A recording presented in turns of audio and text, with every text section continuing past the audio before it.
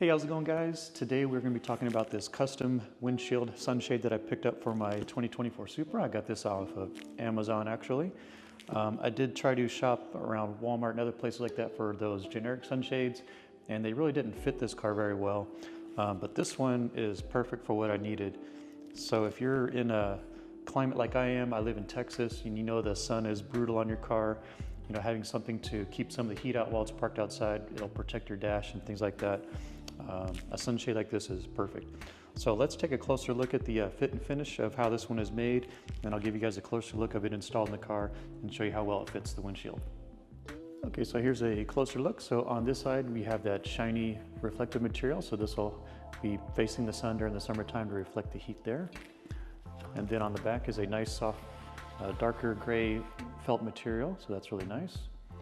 And then the edges are stitched with a nice outer edge here, so that'll help make sure your edges are nice and durable.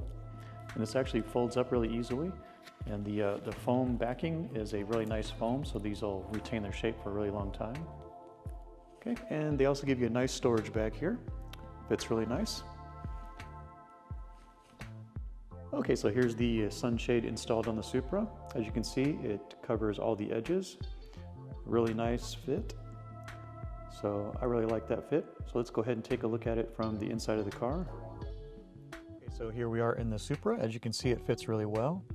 Basically, it goes all the way down to the bottom of the dash, and then up here it makes contact with the top of the roof liner. One thing to note is that the sun visors that are in the car, these are kind of short, so when they're folded down, they actually don't make contact with anything, so they can't be used to hold a sunscreen in. And the other thing is they're permanently fixed, so these can't unclip and swing down. So just keep that in mind when it comes to these visors.